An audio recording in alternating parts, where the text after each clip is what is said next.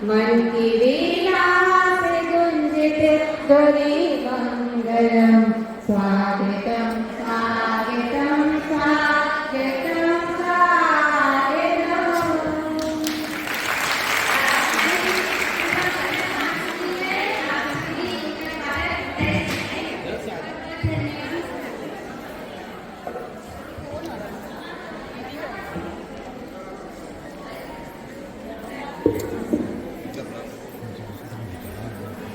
आज की इस कार्यशाला की मुख्य अतिथि आदरणीय डॉक्टर चंद्रावती जी हमारे बीच में आ चुके हैं। मेरा विनम्र अनुरोध है कि गायत्री परिवार ट्रस्ट के चीफ मैनेजिंग ट्रस्टी आदरणीय एसपी अवस्थी भाई साहब और हमारे जो विशिष्ट अतिथि हैं जिनको लक्ष्मी कमल दिया जा रहा है, हमारा प्रदेश की प्रॉस्पेरिटी बिल्कुल आजादी हो, प्रदेश का पूरे विश्व में एक उत्तर प्रदेश का उत्तम स्थान हो, इस समय आपकी भागीदारी के लिए प्रार्थना है। भ्रमण कमल जो है सब विशिष्ट अतिथियों को सभी अनुरोध है कि उनके कार्यक्रमों से आज की कार्यशाला का प्रारंभ किया जाए। मेरी अनुरोध है दीप प्रज्वलन के साथ आज की कार्यशाला प्रारंभ होगी।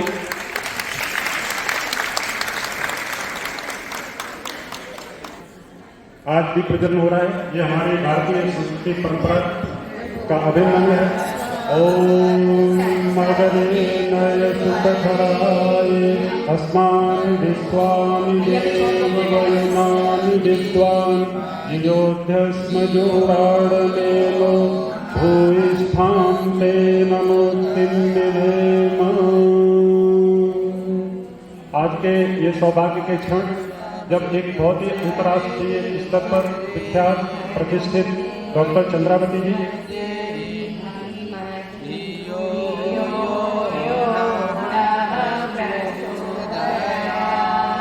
मंगलम भगवान विष्णु मंगलम गरुड़ध्वज मंगलम पुंडरीकाक्षो मंगलाय तनोहरि। गुरुर्ब्रह्मा गुरुर्विष्णु गुरुरेव महेश्वरः गुरुरेव परं ब्रह्म तस्मै श्री गुरुवे नमः। अखण्डमण्डलाकारं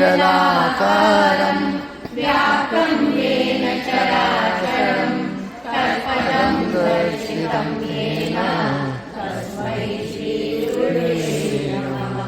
तस्मै श्री गुरुवे नमः।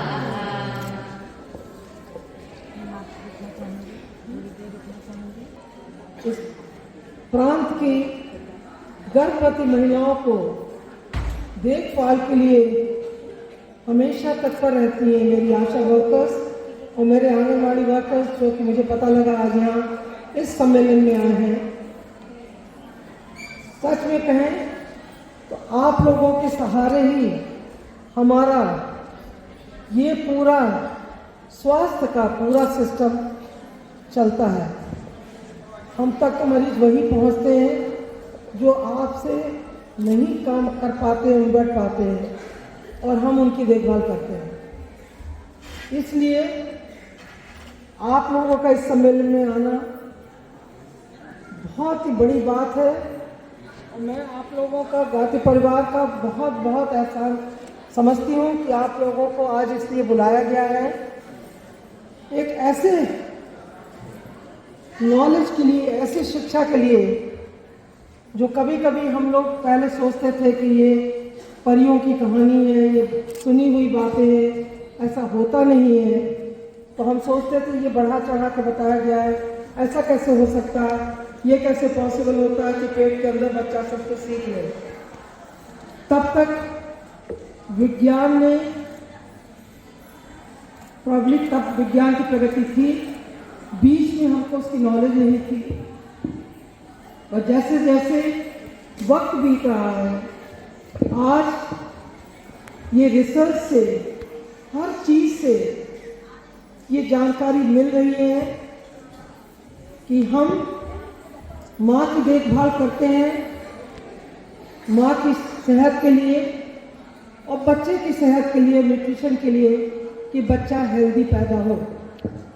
और पहले शायद मुझे भी ये जानकारी नहीं थी आज से 20 साल पहले कि हमारे बच्चे जो अंदर बन रहे हैं उनको सिर्फ शारीरिक ग्रोथ की ज़रूरत नहीं है, उनको और चीज़ों की भी ज़रूरत है, क्योंकि उनकी मेंटल ग्रोथ, उनकी इमोशनल ग्रोथ, उनके संस्कार, सब कुछ जब वो माँ के गर्भ में रहते हैं तब डेवलप होते हैं।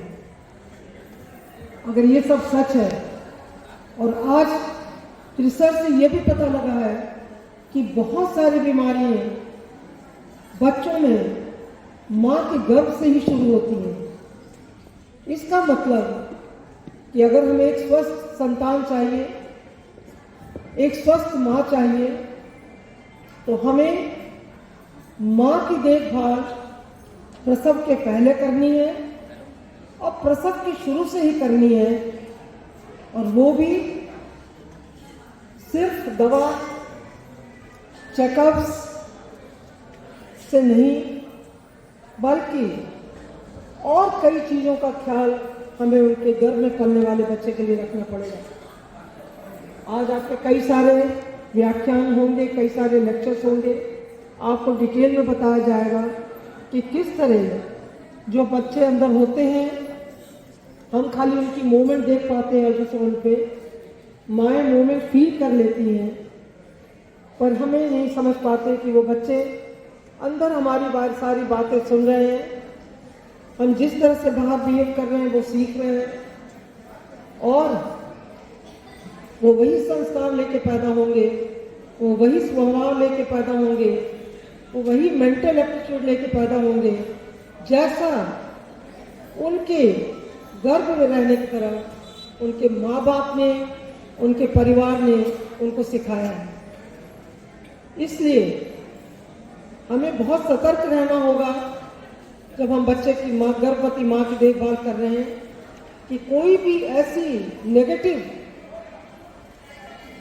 सेंसेशंस बच्चे को न पहुंचे जिससे कि उसका मेंटल डेवलपमेंट नेगेटिव साइड में हो जाए। कोई हम ऐसी बातें न करें जिससे बच्चा अंदर गलत बातें सुने और समझे, क्योंकि लोगों को ये लगता था कि बच्चा सुन नहीं सकता है, और अब ये प्रूव हो गया है कि बच्चा सुन सकता है, बच्चा रिएक्ट करता है आप जो बाहर बातें कर रहे हैं। अगर आप झगड़ा करते हैं तो बच्चा डरता भी है अंदर, घबराता भी है अंदर। तो ये सब बातें आप लोगों को और बताई जाएंगी, और मैं अपनी सारी वर्कर्स से अनुरोध करूंगी कि आप लोग ध्यान से सुने। मैं जानती हूँ कि आप लोग इतना रात और दिन इन गर्भवती माताओं की देखभाल में लगाती हैं, उनको टाइम से दवा पहुँचाती हैं, उनके चेकअप्स कराती हैं, उनके टेटस के इंजेक्शन्स लगवाती हैं, ज़रूरत पड़ने पर उनको हायर सेंटर पर ले जाती हैं। पर उसके साथ साथ अगर आज आपके इन व्याख्यान और लेक्चरों से आपको समझ आएगा कि उनके साथ साथ आपको परिवार के बिहेवियर के बारे में भी गर्भवती माँ उसके को और उसके पति को समझाना होगा। बिना बच्चे को लिए न जाए, कोई माँ अपने बच्चों को न खोए, कोई बच्चा अपनी माँ को न खोए, यही मेरा एक नंबर कहता है। फिर भी कई बार हम लोग कई चीज़ों को नहीं संभाल पाते, और उन चीज़ों में भी आप लोग जो फील्ड वर्कर्स हैं, आप ही हम लोग की मदद करते हैं, क्योंकि आप ही टाइम पे जो एबनॉर्मल केसेस हैं उनको डिटेक्ट करते हैं, उनको हायर सेंटर जाने की एडवाइस देते हैं। और मैं चाहूँगी कि आप लोग इस काम में और अधिक तरह से अपनी मदद दें। सभी प्रेग्नेंट लोग व्यवस्था रूटीन चेकअप कराएं, रजिस्ट्रेशन कराएं, और साथ साथ हर परिवार को एक सुनिश्चित छोटा परिवार रखने की सलाह दी। बहुत बहुत thanks for having me here, और मुझे बहुत ही अच्छा लग रहा है आपको यहाँ देख के इतनी तादाद में। मैं सोच रही थी कि थोड़े से ही लोग होंगे, रियली इट इज वंडर कि सुबह के वक्त आप लोग इतने लोग एकत्रित हो गए, और आप लोगों के लिए मेरी बहुत बहुत शुभकामनाएं।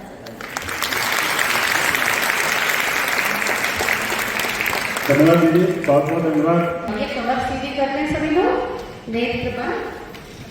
कमर सीधी, नेक झुकाएं, दोनों हाथ गोद में, बायां हाथ नीचे, दायां हाथ ऊपर। भूमध्य, ये आज्ञा चक्र होता है, भूमध्य में उगते हुए सूर्य का एक नया सूर्य उग रहा है। प्राची से नए सूर्य की लालिमा छा रही है, नया युग आ रहा है। जो बच्चे आएंगे वो इस देश को बदल के रख देंगे, इस विश्व को बदल के रख देंगे। और इसमें हम क्या करेंगे, इस ऊर्जा को हम कैसे ब्रह्मांड से प्राप्त करें और उसको समाज तक लेकर के जाएं, इस भाव के साथ आइए एक बार गायत्री मंत्र। ओम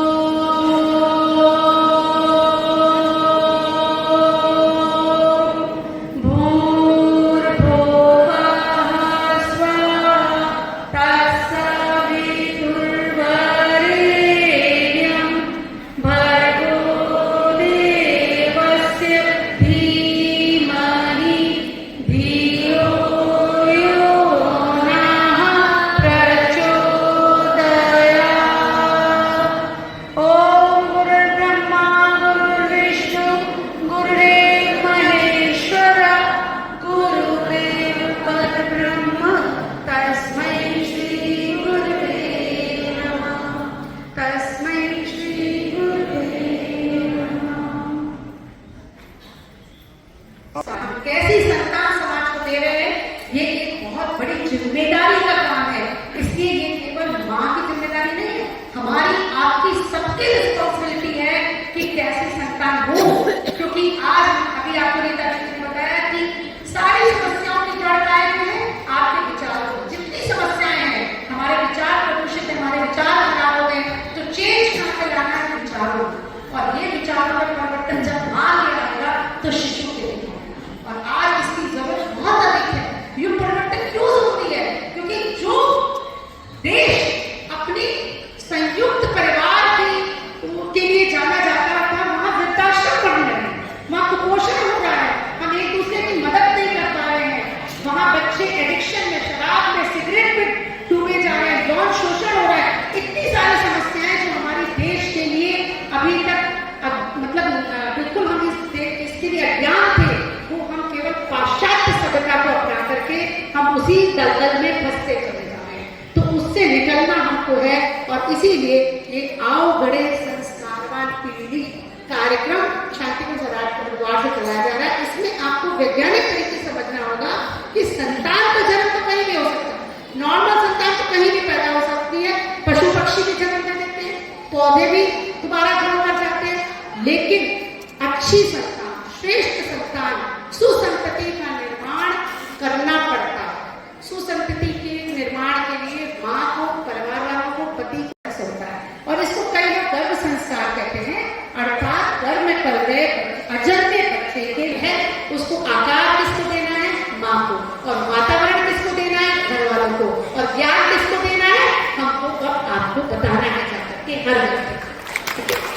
तो यदि आप चाहते हैं कि ये हमारा समाज, हमारे सज्जन बने, सुशील बने, प्रतिभाशाली बने, सब कुछ है, और कब याद आती है संस्कार की, जब हम अपनी बेटी के लिए या अपने बेटे के लिए दामाद या बहू ढूंढने जाते हैं, लेकिन जब हम जाते हैं तो हमें संस्कारी बहू चाहिए, हमें संस्कारी दामाद चाहिए, तो वो संस्कार आएंगे कहाँ से, वो संस्कार हमें देने पड़ेंगे।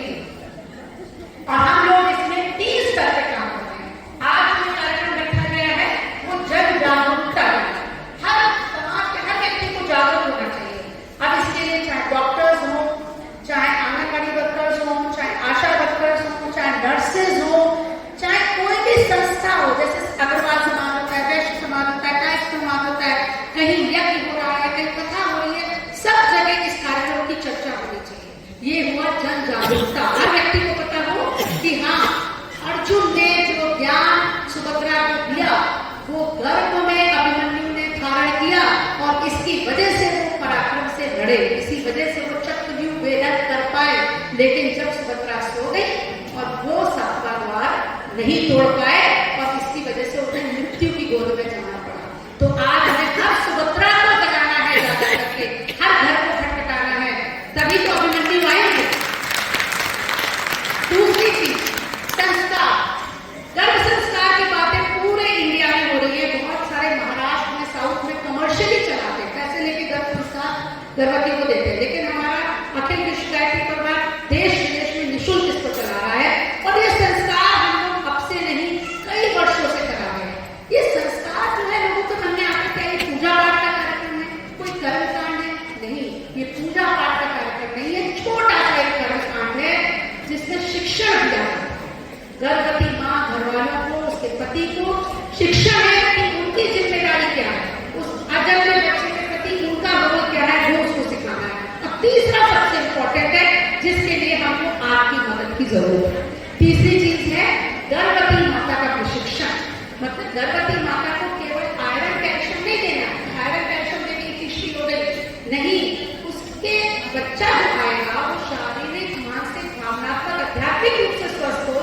उसलिए गर्भवती माता को गर्भ में योग भी करना है, तो बच्चा गर्भ में गर्भकाल में प्राणायाम भी करना है, ध्यान भी करना है, जप करना है, अच्छी पुस्तकों का अध्ययन करना है, संतुलित सात्विक संस्कारिक आहार लेना है, बच्चे से बातें भी करनी है, इसे गर्भ संवाद कहते हैं, अच्छे संगीत को सुनना है। इसके पीछे पूरा एक विज्ञान है, पूरी रिसर्चेज हैं उसको सपोर्ट करती हैं और ये चीजें आप उनको जाकर के खुद ट्रेन होंगे और उनको जाकर के बताएंगे और उनको हमारी ऑनलाइन क्लासेस से आप इसको जोड़ेंगे। इसलिए गर्भवती माता का प्रशिक्षण जरूरी है, क्योंकि जब तक माँ उसको अपनी दिनचर्या में नहीं अपनाएगी, जब तक माँ के जीवन में वो चीजें नहीं उतरेंगी, तब तक अच्छी संतान उसके घर में नहीं आ सकती। संस्कार के बारे में लोग समझते कि पता नहीं संस्कार की तो एक पूजा पाठ का कार्यक्रम है, नहीं, संस्कारों ही गुणाधन उच्चते। संस्कार का मतलब है गुणों का आधार, और ये बात हमारे ऋषि जानते थे जो वैज्ञानिक थे।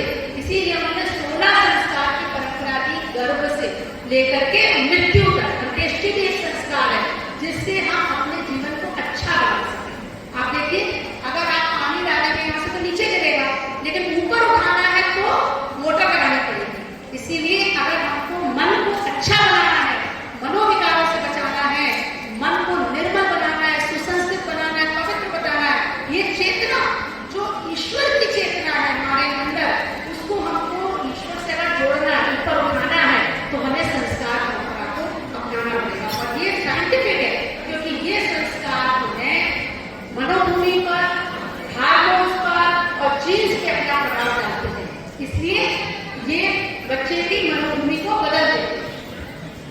अब ये कैसे होता है, इसके लिए देखिए आपको समझने की आवश्यकता है।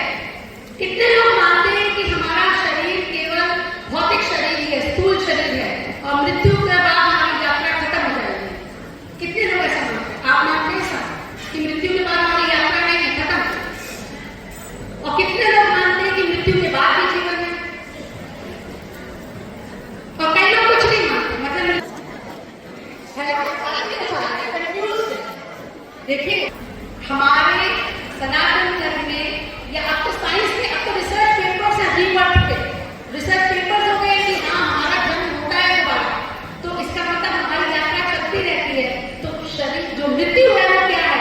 एक तरह से कपड़ा बदलने की प्रक्रिया। ये शरीर जर्जर हो गया, पुराना हो गया, तो इसको छोड़ के हमें नया शरीर धारण कर लिया। तो इसका मतलब ये जो शरीर दिख रहा है, जिससे हम आपसे बात कर रहे हैं, चल रहे हैं, खाते पीते हैं, वो क्या है? वो केवल फिजिकल बॉडी है, लेकिन जिसमें हमारे नए नए आइडियाज आते हैं, वो कौन सा शरीर है? वो कौन सा शरीर है जिसमें हमको आइडियाज आते हैं? बच्चा, छोटा बच्चा 5 साल का प्रोजेक्ट बनाता है, मम्मी के पास आता है, मम्मी कैसे बना लेते हैं प्रोजेक्ट? तो ये आइडिया कहाँ से आया? ये सूक्ष्म शरीर से आया, जो विचारों का सेंटर है। और कभी आपको प्रेम आता है, कभी आपको गुस्सा आता है, कभी आपको ईर्ष्या लगती है, ये भाव कहाँ उठ रहे हैं? ये भाव उठ रहे हैं कारण शरीर में। तो इन शॉर्ट आपके 3 शरीर हैं, एक फिजिकल बॉडी, एक मेंटल बॉडी और एक इमोशनल बॉडी। स्थूल शरीर, सूक्ष्म और कारण शरीर, ये मिलकर के आपके 3 शरीर बने। तो हर गर्भवती माँ को आपको समझाना है कि तुम्हारे 3 शरीर हैं और जो बच्चा गर्भ में आया है उसके भी तीनों शरीर डेवलप हो गए। हम समझते हैं ये एक सिंगल सेल का बच्चा आया जिस दिन गर्भधारण हुआ और सेल मल्टीप्लाई करते करते 9 महीने में 2.5-3 किलो का बच्चा तैयार हो गया। उसके मन का निर्माण भी तो होता है, उसकी भावनाओं का निर्माण, यानी उसकी अंतःकरण का निर्माण भी हो रहा है गर्भ में। किसके द्वारा हो रहा है? माँ के द्वारा। वो माँ से जुड़ा, उसकी नाल किससे जुड़ी है? माँ से। तो जो माँ के विचार होंगे, जो माँ की भावना होंगी, उसी की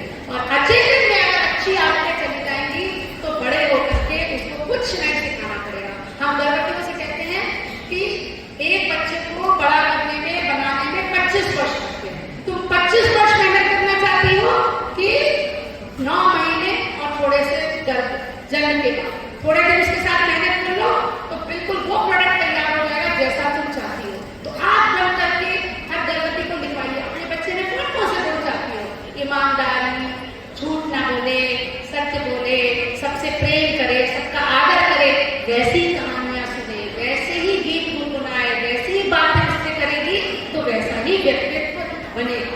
ये है पूरी साइंस इसकी। लेकिन इसके लिए माँ को क्या करना पड़ेगा, माँ को पूरे 9 महीने का एक दिन और हर एक दिन का एक पल ये सजग रहना है कि उसके बच्चे के अचेतन में क्या है। वो सजगता से उस बच्चे को बाहर रहेगी गर्भ से। ऐसे नहीं कि बेहोशी में आपको बस लड़की 19-20 साल की हुई तो उसका विवाह कर दिया और जब विवाह हो गया तो बस बच्चा हो गया, पता ही नहीं चला कि क्या हो रहा है। लेकिन प्लानिंग से, सब कुछ प्लानिंग से करेगी तो एक श्रेष्ठ संतान को जन्म दे सकती है। तो इसीलिए देखिए ये गर्भोत्सव संस्कार का जो प्रोग्राम चलाया जा रहा है उसका उद्देश्य है कि गर्भवत शिशु के तीनों शरीर, यहाँ आपको स्वास्थ्य से जुड़े। एक बात आपसे कहना चाहती हूँ, देखिए आज इतनी सारी स्वास्थ्य की सेवाएं बढ़ गई हैं, इतने डॉक्टर्स हैं, इतनी दवाइयाँ हैं, इतने हॉस्पिटल हैं, फिर भी बांझपन बढ़ रहा है, फिर भी अबॉर्शन का रेट बढ़ रहा है, फिर भी मेंटल रिटार्डेशन बढ़ रहा है, मेंटल प्रॉब्लम्स बढ़ रही हैं, डाउन सिंड्रोम जिसमें कि विकार हो जाता है मस्तिष्क के अंदर, बच्चा लो IQ हो जाता है। ये सब प्रोग्राम्स, ये सब प्रॉब्लम्स क्यों आ रही है? कहीं ना कहीं कोई कमी है। तो इससे जूझने के लिए हमने समग्र स्वास्थ्य प्रबंधन का ये कार्यक्रम चलाया है जिसमें तीनों शरीरों से बच्चा स्वस्थ हो और उसका लक्ष्य है जो WHO कहता है। कोई WHO डेफिनेशन बताएगा मुझे? कोई बहन उठ करके WHO डेफिनेशन बताएगी जी? उसकी डेफिनेशन क्या है स्वास्थ्य की? विश्व स्वास्थ्य संगठन। हाँ, क्या डेफिनेशन है उसकी स्वास्थ्य की? विश्व स्वास्थ्य संगठन क्या कहता है स्वास्थ्य के बारे में? हाँ जी बताइए प्लीज। यस नहीं, ये तो बिल्कुल इसको तो काटा है। बीमारी का ना होना केवल स्वास्थ्य नहीं है जी। WHO कहता है कि ना केवल शारीरिक रूप से, जब व्यक्ति मानसिक रूप से, सामाजिक रूप से, आध्यात्मिक रूप से स्वस्थ है तब वो पूर्णतः स्वस्थ है। तो क्या होता है, गर्भवतियां डॉक्टर्स के पास जाती हैं, आप गर्भवतियों के पास जाती हैं तो आप उनको आयरन दे देती है, कैल्शियम दे देती हैं, थोड़ा आहार के बारे में बता दिया, थोड़ा ज्यादा आपका काम करने का मन हुआ तो उनको 2-4 एक्सरसाइज आप बता देंगी। इस सबसे केवल शरीर का स्वास्थ्य अच्छा हो रहा है, मानसिक स्वास्थ्य का क्या हो रहा है, भावनात्मक स्वास्थ्य कहाँ है? आजकल बच्चे जिम जाते हैं, बॉडी बिल्डिंग कर लेते हैं और गाड़ी अगर टकरा जाए सड़क पे तो गुस्सा आ जाता है। तो ये मानसिक स्वास्थ्य खराब हो गया ना, गुस्सा कितना बढ़ गया है। छोटे छोटे बच्चे टीवी फोड़ देते हैं गुस्से के अंदर, छोटे छोटे बच्चे सुसाइड कमिट कर लेते हैं, जरा सा फेल हो गए तो डिप्रेशन में चले गए। ये क्या है? ये मानसिक और भावनात्मक स्वास्थ्य खराब हो रहा है। तो ये जो प्रोग्राम है ये सर्वांगीण स्वास्थ्य का, समग्र स्वास्थ्य प्रबंधन का कार्यक्रम है। और जैसा मैंने आपको यहाँ इसमें संस्कार भी हम कराते हैं, बीच में ना करिए, वो फ्लो खत्म हो जाता है, बीच में काली हो जाइए। तो ये जो कर्मकांड है इसमें हम माँ को ये शिक्षा देते हैं। जैसे आप जाएंगे गर्भवती के पास तो उसको शिक्षा देने में बताया जाएगा कि घर का वातावरण कैसा हो, उसका आहार कैसा हो, उसकी दिनचर्या कैसी हो, वो कैसे बच्चे से बातें करें, ये सारी ट्रेनिंग इस कर्मकांड के दौरान दी जाती है। हम गर्भवती से कहते हैं जैसे तुम अपने शरीर के लिए फिटनेस का टीका लगाती हो तो बच्चे के मन को स्वस्थ रखने के लिए गर्भ संस्कार का टीका लगवाओ। ठीक है? तो ये आप लोगों को जाकर के उनको बताना है। और ये ज्ञान कोई नया नहीं है हमारे लिए। कैम्ब्रिज विश्वविद्यालय में डॉक्टर रूपर्ट शेल्ड्रिक ने इस पर रिसर्च करी और उन्होंने देखा कि जैसा माँ का विचार होते हैं, भावनाएं, आहार और परिवार समाज का वातावरण होता है, उसके अनुसार एक बहुत strong metaphysical morphogenic force create होता है। और इससे क्या होता है कि डिसाइड करता है कि बच्चे का भविष्य में उसका व्यक्तित्व कैसा बनेगा, उसका गुण, कर्म, स्वभाव कैसा होगा, उसका चरित्र, चिंतन, व्यवहार कैसा होगा। ये सारी साइंस है। आज एपिजेनेटिक्स नाम की साइंस ने तय कर दिया है कि गुणसूत्र जो आपके जीन्स होते हैं उसमें भी बदलाव किया जा सकता है वातावरण के द्वारा, क्योंकि जीन्स के होने से कुछ नहीं है। जीन जब ऑन होएगा तब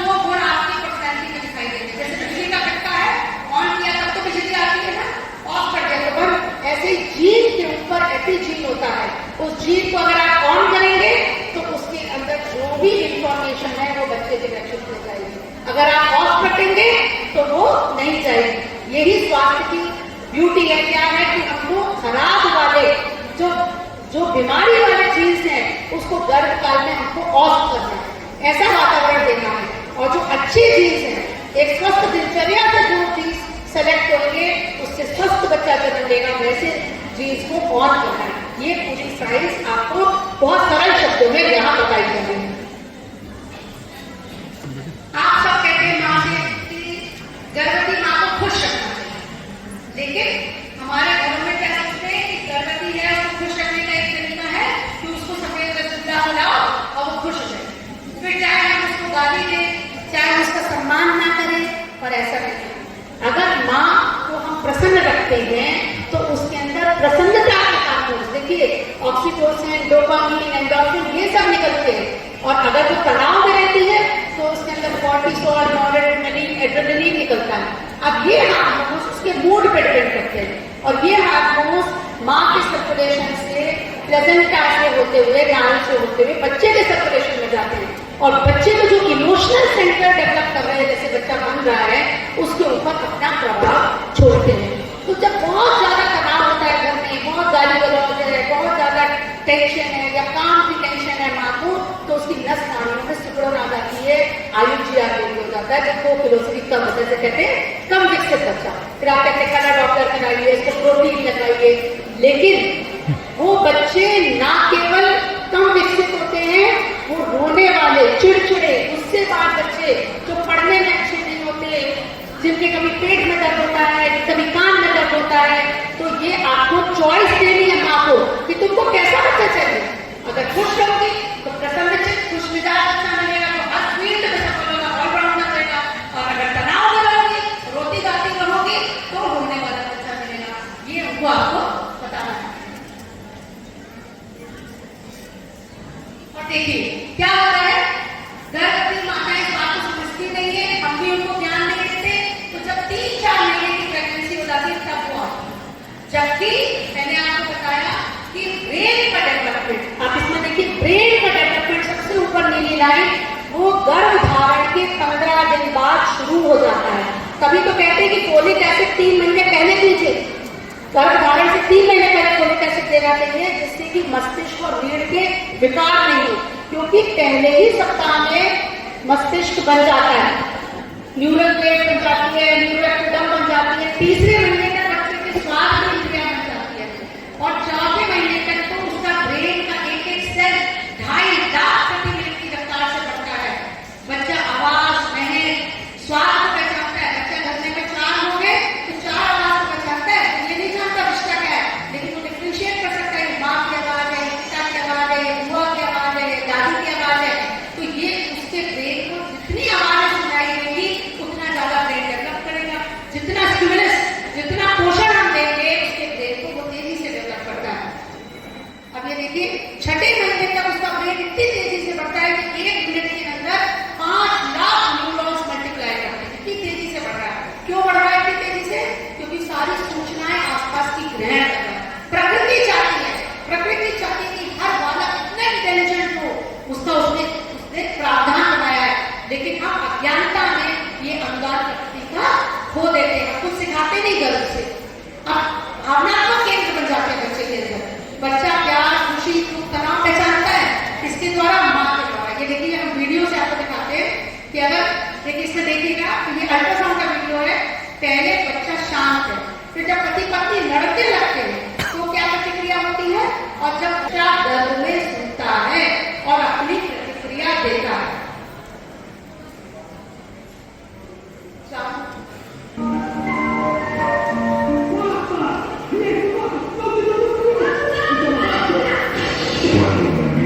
देखा आपने, गर्भ में अगर लड़ाई झगड़ा आसपास हो रहा है, तेज आवाजें आ रही हैं, तो बच्चा चौंक जाता है। अब ऐसे में चौंकेगा तो उसकी हार्ट बीट बढ़ जाएगी, उसका रेस्पिरेटरी रेट बढ़ जाएगा और ऐसे में असमय मृत्यु भी हो सकती है। कई बार होता है ना अनएक्सप्लेन्ड IUD, डॉक्टर कहते पता ही नहीं चला कारण क्या हो गया बच्चे को। और दूसरी तरफ अगर माँ शांत रहती है, उसको कहानियां सुनाती है, लोरी सुनाती है, बच्चे से बातें करती है, तो बच्चा कितना प्रसन्न रहता है। ये आप वीडियो में देखिए।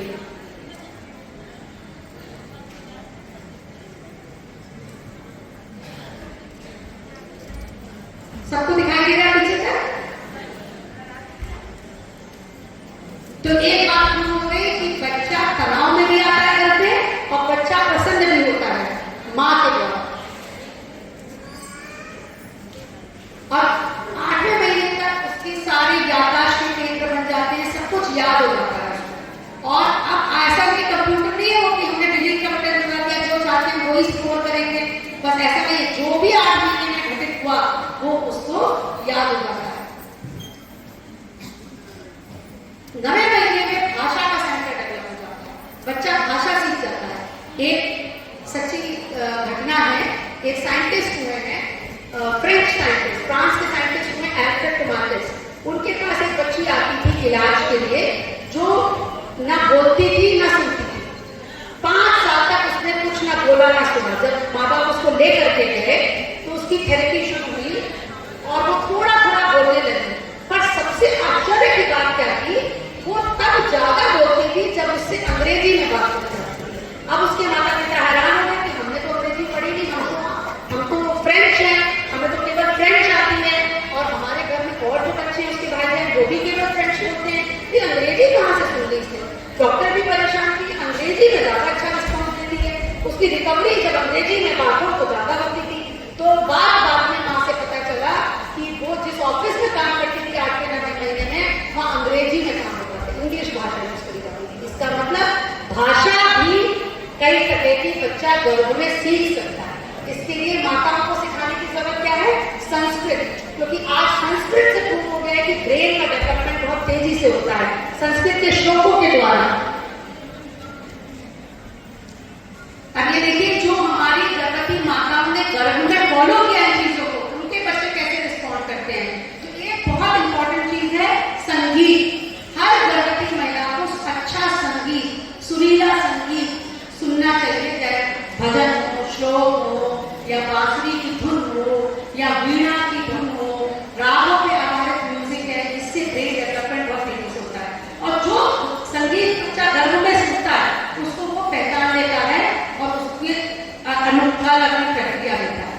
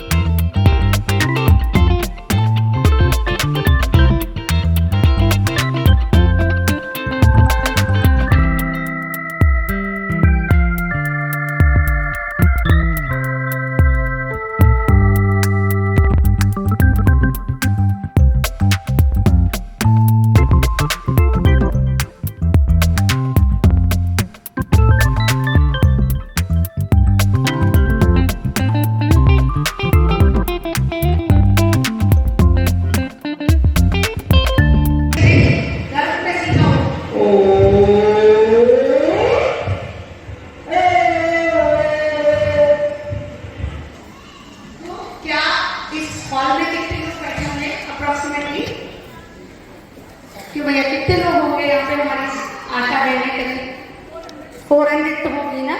तो क्या हर एक घर में हम एक मिलकर के 400 बच्चे को ऐसे पैदा कर ही सकते हैं जो गर्भ से सीख के आए?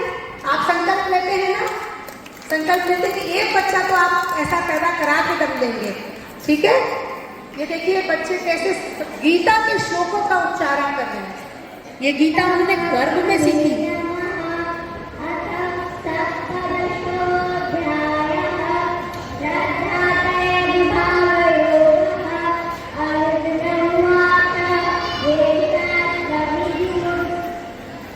ये सब दिखाने का तात्पर्य ये है कि हम लोग अगर काम करें तो हम और आप मिल करके, गायत्री परिवार और आशा बहनें, आंगनवाड़ी बहन मिल करके इस देश की दिशा को बदल सकते हैं।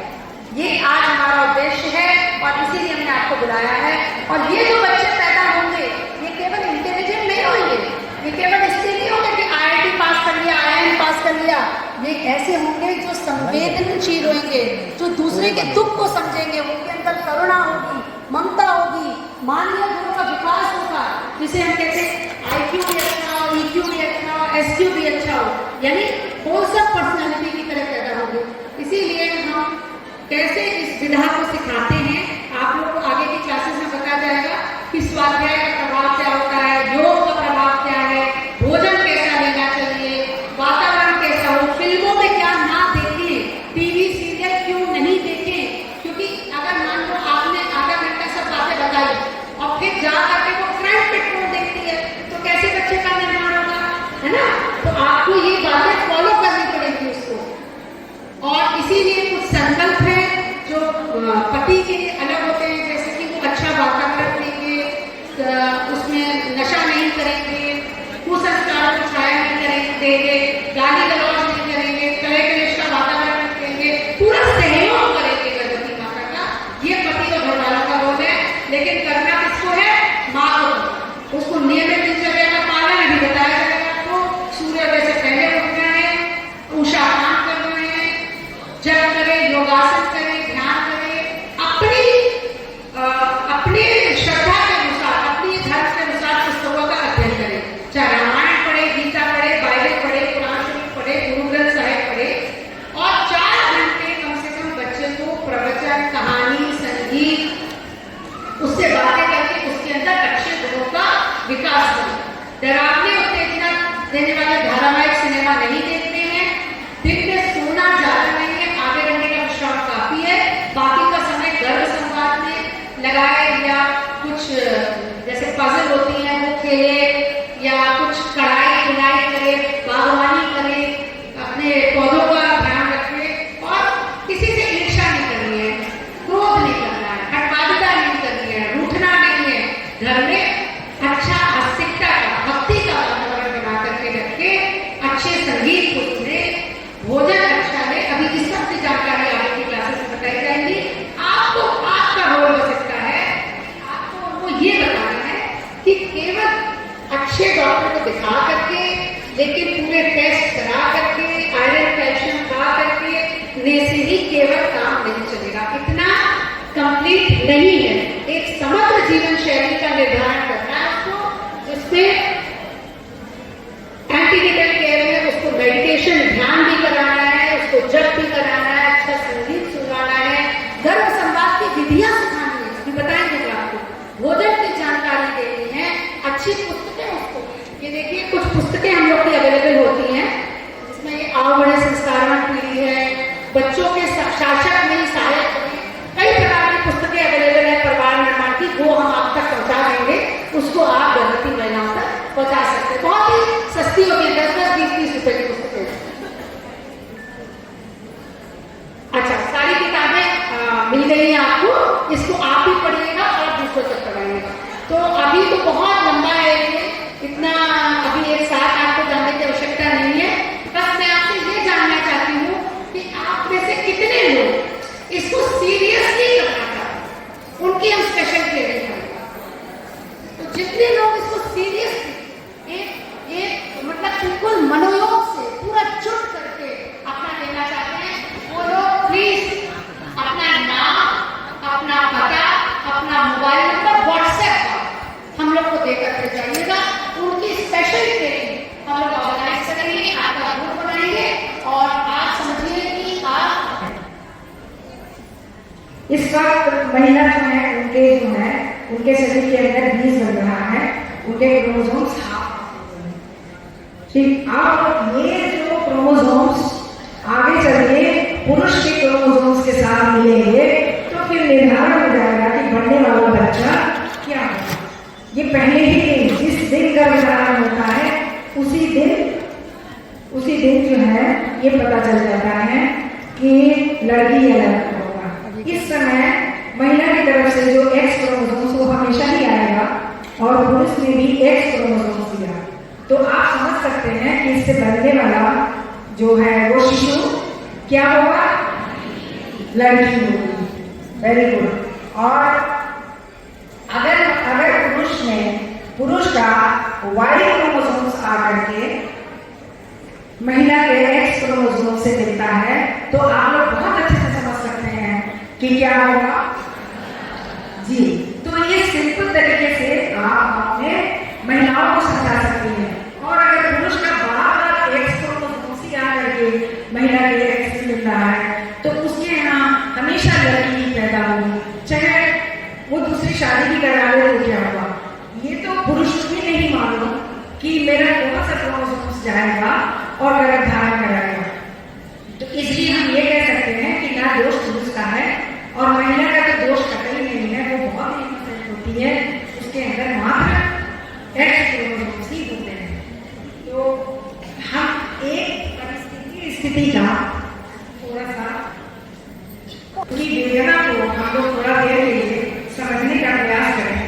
आगे सुनते हैं कि गर्भ कन्या अपनी माँ, अपने परिवार वालों से क्या विनती करती है। मैं इस दुनिया में आई हूँ, इसमें मेरा क्या कसूर? मैं तो आप दोनों के प्यार की निशानी हूँ।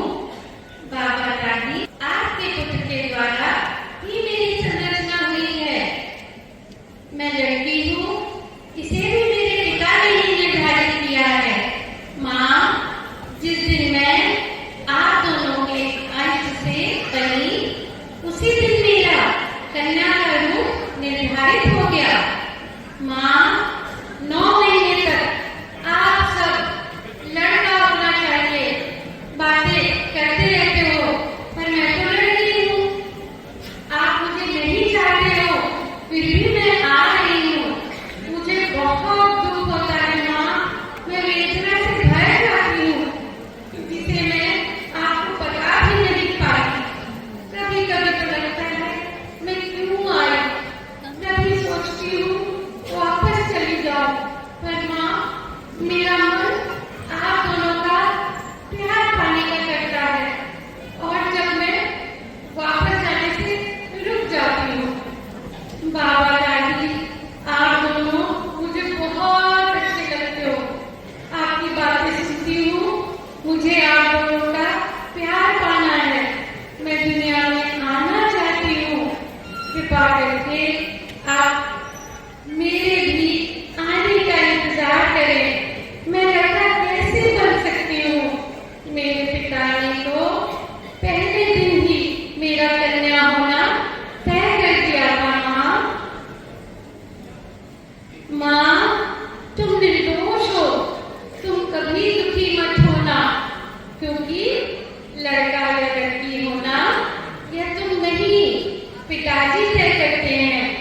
तुम पिताजी से कहना ये बात वो बाबा दादी को भी समझा दें कि इसमें उनका ही ज्यादा हाथ है।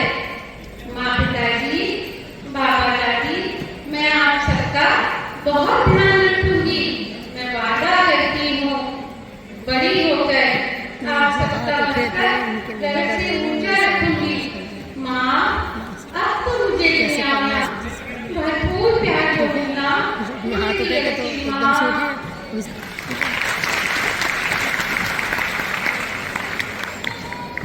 मेरी बेटी, मेरी बच्ची, आज से और अभी से मैं प्रतिज्ञा करती हूँ कि मैं तुम्हारे शरीर का, मन का, भावनाओं का हमेशा पूरे मनोयोग से ख्याल रखूंगी और तुम्हारे लालन पालन को हमेशा पूरा ध्यान रखते हुए पुत्र और पुत्री में कोई भेदभाव नहीं करूंगी और तुम्हें एक प्रेम से लाने और एक पूर्ण इंसान बनाने का प्रयत्न करूंगी।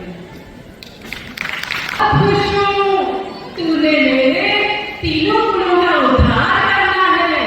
मैं तुम्हारा पूरा ध्यान रखूंगा, तुम्हें मानसिक, सामाजिक, भावनात्मक रूप से स्ट्रॉन्ग बनाऊंगा।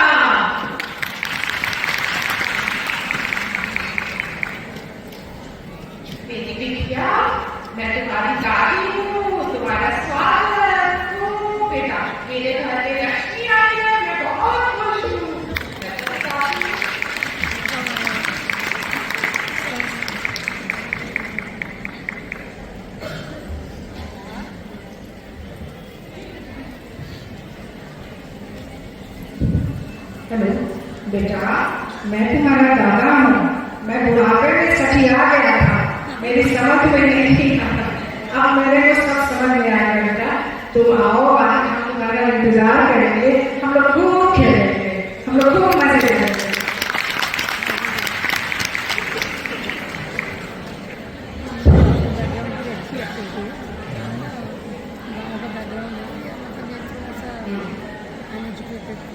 मेरे घर आई हो, मेरे घर आई एक नंद परी, एक नंद परी, चांदनी से कटी रत्न कहा घर आई हो, मेरे घर आई एक नंद परी।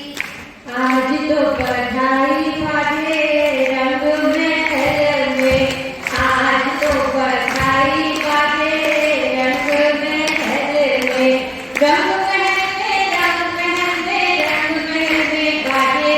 ओ आज तो बधाई बाजे रंग महल, आज तो बधाई बाजे रंग महल।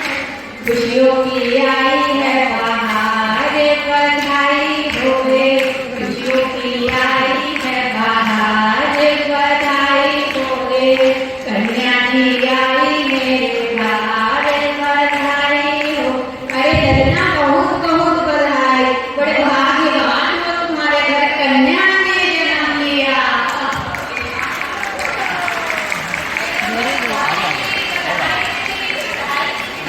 Thank you so much, thank you. Shantikunj Haridwar से चलाया जा रहा है। उसकी उत्तर प्रदेश की संयोजक हूँ इस कार्यक्रम की, इस प्रोजेक्ट की। ये कार्यक्रम समग्र स्वास्थ्य प्रबंधन के उद्देश्य से चलाया जा रहा है कि गर्भवती माँ और आने वाले बच्चों के शारीरिक, मानसिक, भावनात्मक, आध्यात्मिक स्वास्थ्य को कैसे गर्भ से सुधारा जा सके। आज हम देख रहे हैं कि समाज में स्वास्थ्य संबंधी समस्याएं भी बढ़ रही हैं और सामाजिक प्रॉब्लम्स भी बढ़ रही हैं, चाहे वो कुपोषण हो, वृद्धाश्रमों की संख्या बढ़ रही है, यौन उत्पीड़न बढ़ रहा है, बच्चे ड्रग्स में फंस रहे हैं। तो इसके लिए केवल हम एंटीनेटल केयर में या गर्भावस्था के दौरान जो केवल आयरन, कैल्शियम दे देते हैं, प्रोटीन दे देते हैं, आहार बता देते हैं, एक्सरसाइज बता देते हैं, वो पर्याप्त नहीं है। इस उद्देश्य से कि गर्भ से बच्चे की चेतना को हम मनोविकारों से बचाएं और उसको उत्कृष्ट बनाएं, यानी कि गर्भवती माँ को ट्रेन करें कि वो कैसे एक श्रेष्ठ संतान का निर्माण कर सकती है। ये एक वैज्ञानिक अध्यात्मवाद पर आधारित कार्यक्रम है जिसमें हम प्राचीन ज्ञान और आधुनिक विज्ञान के रिसर्चर्स को कंबाइन करके उनको ट्रेन करते हैं। अच्छा, आज जो लखनऊ के गांधी सभागार में जो आयोजित कार्यक्रम हो रहा है, कहाँ से महिलाएं हैं? काफी संख्या में यहाँ लोग दिख रहे हैं जी। ये जो प्रोग्राम है ये गवर्नमेंट का अप्रूव्ड अनुमोदित प्रोग्राम है। ये लखनऊ की जो मंडलायुक्त हैं डॉक्टर रोशन जैकब और चीफ गवर्नमेंट ऑफिसर लखनऊ रिया केजरीवाल जी, इन सबने इस प्रोग्राम को पहले इन लोगों ने उनको प्रेजेंटेशन दिया और प्रेजेंटेशन देने के बाद उनको बताया जो हमारा एंशियंट ऋषि प्रणीत ज्ञान है, इस पर कैम्ब्रिज यूनिवर्सिटी का डॉक्टर रूपर्ट सेड्रिक और India institute of medical science, IIT Hyderabad और जापान के साइंटिस्ट इमोटो मसारो और ढेर सारे प्रतिष्ठित विश्वस्तरीय जो वैज्ञानिक हैं, उन वैज्ञानिकों के शोध कार्य हमने उनके सामने रखे। तो उन्होंने कहा ये तो बहुत ही अद्भुत ज्ञान है। अब ये ज्ञान जो है नीचे रूट लेवल पे हमारे हेल्थ डिपार्टमेंट के, नेशनल हेल्थ मिशन के हैं, आंगनबाड़ी हैं, आशा हैं, स्वास्थ्यकर्मी हैं, यूनिसेफ से जुड़े हुए हैं, वहाँ तक पहुँचना चाहिए। आज ये कौन से लोग को यहाँ आए हुए हैं जिनको आप ये प्रशिक्षण दे रहे हैं? ये जो है हमारे लखनऊ जनपद के आंगनबाड़ी बहनें हैं और आशाएं बहनें हैं और यूनिसेफ की स्वास्थ्य विभाग से जुड़ी हुई जो है कार्यकर्ताएं भी हैं यहाँ पे। तो कुल मिला के इस ऑडिटोरियम में आप देख रहे हैं 650 गवर्नमेंट ऑफ उत्तर प्रदेश के ये सब हेल्थ से जुड़े हुए या जो बॉटम लेवल पे जो गर्भिणी हैं उनको जो सपोर्ट सिस्टम देते हैं वो उससे जुड़े हुए सब ये गवर्नमेंट ऑफ यूपी के ऑफिसर्स हैं। तो जैसा कि आपने बताया अभी कि ये गर्भ से ही बच्चे को, शिशु को ये सारे ज्ञान धीरे धीरे प्राप्त हो, इसके लिए ये कार्यक्रम चलाया जा रहा है। तो क्या हम जो हमारे वेदों और पुराणों में लिखी गई चीजें हैं उसको दोबारा करने की कोशिश कर रहे हैं इसके माध्यम से? जी बिल्कुल, हम अपनी संस्कृति के रूट को हम समाज तक पहुँचाने की प्रयास कर रहे हैं। अच्छा, इनको ही क्यों चुना गया? इनको इसलिए चुना गया क्योंकि ये डायरेक्टली कनेक्टेड है गर्भवतियों से। हमारा प्रोग्राम तब सक्सेसफुल होगा जब गर्भवती अपनी दिनचर्या में बदलाव ला करके एक अच्छे शिशु को जन्म देगी। अगर उसका आहार न केवल संतुलित बल्कि सात्विक और संस्कारित है, बच्चे से वो संवाद करती है, अच्छे संगीत को सुनती है, स्वाध्याय यानी अच्छी पुस्तकों का अध्ययन करती है, नियमित योगासन करती है, प्राणायाम करती है, ध्यान जप को अपनाती है, तो एक श्रेष्ठ संतान को अच्छा, आपने कहा ध्यान और जप, जी। तो और बगल में वस्त्र भी ऐसा है कि लग रहा है कि मतलब सनातन संस्कृति से जुड़े हुए लोग काम कर रहे हैं इसमें।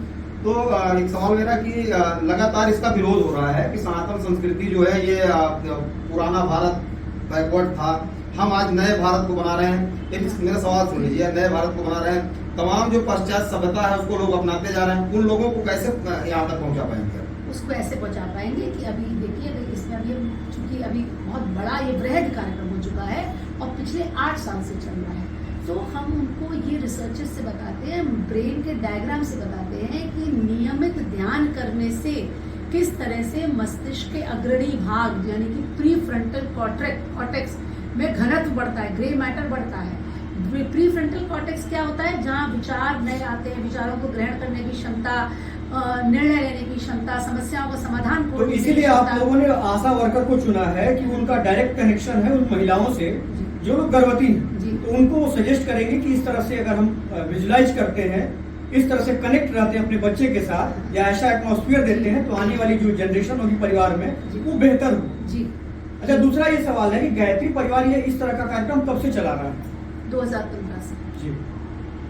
लखनऊ में अन्य भी होते हैं कि ये पहला है? देखिए, ये कार्यक्रम संचालित हो रहा है जो हमारा हेड ऑफिस है शांति कुंज हरिद्वार से, और जो हमारे परिवार गायत्री परिवार के मुखिया श्रद्धेय डॉक्टर प्रणब पांड्या जी और श्रद्धेया जी शैल बाला पांड्या जी, उनके डायरेक्ट मार्गदर्शन में चल रहा है ये। और इसकी जो राष्ट्रीय कोऑर्डिनेटर, राष्ट्रीय संयोजिका हैं, वो आदरणीय गायत्री शर्मा, डॉक्टर गायत्री शर्मा दीदी हैं, जो 2003 में डायरेक्टर जनरल मेडिकल हेल्थ से वॉलंटरी रिटायरमेंट लेके आजीवन कार्यकर्ता हैं हमारे शांति कुंज की। अच्छा, एक सवाल और हमारा, जी। जिस तरीके से आक्रामकता बढ़ती जा रही है बच्चों में, देखा जा रहा है कि 10 साल 15 साल 8 साल के बच्चा जो है वो तमाम आक्रामक होता जा रहा है, अपने पेरेंट्स को दरकिनार करते हुए और बाहर की तरफ झुकता जा रहा है। उन बच्चों के लिए क्या आप लोग कोई कार्यक्रम चलाएंगी, उनको मोटिवेशन देंगी, या बस ऐसे ही समाज जो चल रहा है ऐसे चलता रहेगा? जी, जितने बच्चे पैदा हो रहे हैं, जिन्होंने जब ये धीरे धीरे हमारा प्रोग्राम प्रोग्रेस करता चला गया, लेकिन आरंभ से जब हम केवल साइंस पे बात कर रहे थे, ये संक्षिप्त था, तब भी जितने बच्चे पैदा होते थे वो माएँ कहती थी मेरा बच्चा बहुत शांत है। और आज तो हमारे पास विलक्षण रिजल्ट्स आ रहे हैं, हमारे पास वीडियोस हैं फीडबैक के कि 15 दिन का बच्चा उच्चारण करने का प्रयास कर रहा है, मेरे पास वीडियोस है, मैं इसमें दिखा सकती हूँ अब आपको। और माँ ने रो रहा है बच्चा, माँ ने गायत्री मंत्र पढ़ा, बच्चा शांत हो गया, कैसा म्यूजिक सुनते ही बच्चा शांत हो गया, जो उसने गर्भ में संगीत सुना था। तो बहुत ही मतलब अद्भुत रिजल्ट्स आ रहे हैं। बहुत बहुत धन्यवाद आपको, बहुत बहुत शुभकामनाएं। गायत्री परिवार शांति कुंज हरिद्वार, जिसे आप सब लगभग जानते होंगे, हमारे परम पूज्य गुरुदेव युग ऋषि वेदमूर्ति तपोनिष पंडित श्री राम शर्मा आचार्य जी है। मिशन का उद्देश्य है मनुष्य में देवत्व और धरती पर स्वर्ग के अवतरण का। व्यक्ति अच्छा बने, परिवार अच्छा बने और समाज अच्छा बने, तो निश्चित रूप से स्वर्ग जैसा वातावरण हम सबको दिखाई देगा। आप देख रहे हैं आओगढ़ी संस्कारवान पीढ़ी का ये जो कार्यक्रम यहाँ पर चल रहा है, इसके माध्यम से जब अच्छे बच्चे आएंगे तो अच्छे व्यक्ति बनेंगे और अच्छे परिवार भी बनेंगे और समाज भी अच्छा बनता चला जाएगा। तो निश्चित रूप से जो वह कल्पना है, जो परिकल्पना है, जो उद्देश्य है परम पूज्य गुरुदेव का कि मनुष्य में देवत्व और धरती पर स्वर्ग के अवतरण का, वह निश्चित रूप से साकार होता आप सभी को दिखाई देगा। इसी उद्देश्य को लेकर के अखिल विश्व गायत्री परिवार पूरे देश में ही नहीं, अन्य देशों में भी इस कार्यक्रम को सतत चला रहा है। आप देख रहे हैं इसमें बड़ी बड़ी प्रतिभाएं अब लग गई हैं, क्योंकि सभी के समक्ष इन दिनों भयावह समस्याएं बच्चों को लेकर के चल रही हैं। यदि कोई कष्ट, कोई दुख दिखाई देता है लोगों को, तो उन्हें कहीं न कहीं ये लगता है कि हमारा बच्चा संस्कारवान नहीं है। उन संस्कारवान बच्चों को लाने के लिए यह कार्यक्रम अपने आप में बहुत ही समर्थ कार्यक्रम है। आप सब देखेंगे कि इस यही कार्यक्रम का जो मूल उद्देश्य है कि व्यक्ति अच्छा बने, परिवार अच्छा बने और समाज अच्छा बने, यह जल्द ही आप सबके समक्ष दिखाई देने लगेगा। आप देख रहे हैं परम आदरणीय डॉक्टर संगीता सारस्वत जी, जो कानपुर मेडिकल कॉलेज से MS करके गायनकोलॉजिस्ट हैं, और इतना ही नहीं पूर्व डीजी है, भारत की पहली महिला डीजी है डॉक्टर गायत्री शर्मा, परम श्रद्धेय डॉक्टर प्रणव पांड्या जी, श्रद्धेय जी शहरवाला पांड्या जी के मार्गदर्शन में ये जो कार्यक्रम चल रहा है, ये निश्चित रूप से हम सबके कार्यकर्ता हूँ। आओ बड़े संस्कारवान पीढ़ी अभियान उत्तर प्रदेश की संयोजिका हूँ। ये कार्यक्रम आज जो यहाँ संपन्न हो रहा है गांधी भवन में, ये हम आओ बड़े संस्कारवान पीढ़ी प्रोजेक्ट जो शांतिकुंज हरिद्वार के द्वारा अखिल विश्व पैतृक परिवार के द्वारा देश विदेश में चलाया जा रहा है, उसके अंतर्गत ये मंडलायुक्त डॉक्टर रोशन जैकब के सहयोग से समस्त आंगनवाड़ी और आशा वर्कर्स की ट्रेनिंग के उद्देश्य से कराया जा रहा है। इस आओ बड़े संस्कारवान पीढ़ी का उद्देश्य है कि गर्भ से बच्चे को शिक्षित प्रशिक्षित किया जा सके। बच्चे और माँ, गर्भ शिशु और माँ के शारीरिक, मानसिक, भावनात्मक, आध्यात्मिक, सामाजिक स्वास्थ्य का संवर्धन किया जा सके, मतलब समग्र स्वास्थ्य का संवर्धन हो, जिससे एक ऐसा बच्चा जो ऑलराउंडर हो, जिसका केवल IQ अच्छा ना हो, जो केवल ना बुद्धिमानी ना हो, भावनाशील हो, संवेदनशील हो और उसके अंदर मानवीय गुणों का विकास हो, ऐसी संतान को जन्म दे सके। शांतिकुंज हरिद्वार से ये कार्यक्रम हमारे गायत्री परिवार के मुखिया श्रद्धेय डॉक्टर प्रणव पांड्या जी, श्रद्धेय शहरवाला पांड्या जी के सीधे मार्गदर्शन में चलाया जा रहा है। और इसकी राष्ट्रीय संयोजिका डॉक्टर गायत्री शर्मा, जो डायरेक्टर जनरल मेडिकल हेल्थ की पोस्ट से 2003 में रिटायर हुई है, उनके सहयोग से चल रहा है। और इसका उद्देश्य गुरुदेव के सपने को पूर्ण करना है। गुरुदेव से तात्पर्य हमारा वेदमूर्ति तपोनिष्ठ पंडित श्री राम शर्मा आचार्य जी, जिन्होंने गायत्री परिवार की स्थापना की और जिनका संकल्प था युग निर्माण का, मनुष्य में देवास हम गर्व से कर रहे हैं, जिससे हर व्यक्ति अच्छा बने, समाज अच्छा बने, परिवार का निर्माण हो, इसी प्रकार राष्ट्र का निर्माण हो। तो व्यक्ति से परिवार, परिवार से समाज और समाज से राष्ट्र। यह आपका जनेश्वर मिस पार्क है। जनेश्वर मिस पार्क के पास गायत्री शक्ति गोमती नगर है, वहाँ से संपर्क करके सारी चीज़ें मिल सकती हैं। साहित्य मिल जाएगा आपको और एक करंट वगैरह जो भी चीज़ें हैं मिल जाएंगी आपको, और जुड़ सकती हैं। जुड़ करके बहुत बड़ा काम कर सकती हैं भगवान का, ईश्वर का। इसलिए आप जुड़े हैं। जितने लोग बैठी हैं, अन्य लोगों को प्रेरित करें, जुड़े। आपके ब्लॉक में ये जो आपसे एड्रेस वगैरह दिए गए हैं, ब्लॉक में जा करके आपके कार्यक्रम, छोटे छोटे कार्यक्रम किए जाएंगे, आपको जोड़ा जाएगा, जब आप बहुत बड़ा काम कर पाएंगे। और ये सिर्फ देखिए, शुरू में जब कहते हैं ना युग निर्माण कैसे होगा? युग निर्माण भाई सबको, जितने भी यहाँ प्राणी हैं, जितने मनुष्य हैं, इनको सबको जो है बदलना है। बहुत बड़ा काम है ये। पंडित श्री राम शर्मा आचार्य जी ने एक अपने सपने देखा है और आधारभूत इसको कर रहे हैं। इतना 3200 पुस्तकें लिखी इन्होंने, इतने बड़े बड़े अश्वमेध कराए, इतना सब काम धरातल पर हो रहा है। तो आप लोग अगर जुड़ जाएंगे तो धन्य भी हो जाएंगे, बहुत बड़ा कार्य करेंगे। आप लोग आए हैं यहाँ पर, इसलिए बहुत बहुत धन्यवाद। देव संस्कृति विश्वविद्यालय से 15 दिन का मॉड्यूलर कोर्स इसी सब्जेक्ट पे चलता है, और अब हमारा 5 दिन का प्री प्लानिंग, मतलब गर्भ धारण से पूर्व तैयारी क्या करें, उसका भी कोर्स तैयार हो चुका है।